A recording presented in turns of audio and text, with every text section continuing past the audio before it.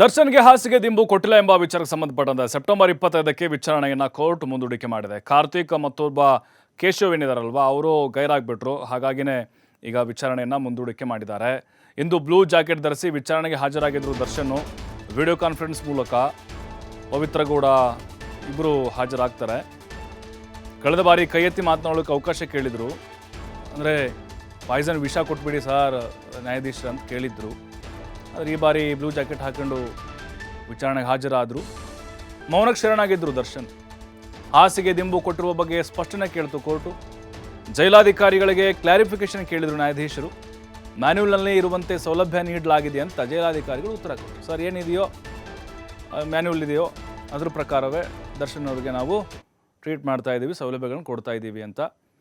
ಅದ್ರದ್ದು ವಿಚಾರಣೆ ಅದು ಬಾಕಿ ಇದೆ.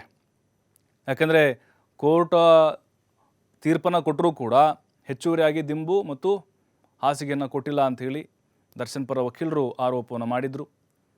ಈಗ ಚಾರ್ಜ್ ಫ್ರೇಮ್ ಶುರು ಆಗಬೇಕಾಗಿತ್ತು. ಬಟ್ ಈಗ ಕೇಶವ್ ಕಾರ್ತಿಕ್ಕು ಗೈರಾಗ್ಬಿಟ್ರು ವಿಚಾರಣೆಗೆ. ಹಾಗಾಗಿ ಒಟ್ಟಿಗೆ ಮಾಡಬೇಕಾಗತ್ತೆ 7 ಜನ ಆರೋಪಿಗಳದ್ದು. ವಿಡಿಯೋ ಕಾನ್ಫರೆನ್ಸ್ದ ಜೈಲಿಂದ ಹಾಜರಾಗಿದ್ದರು.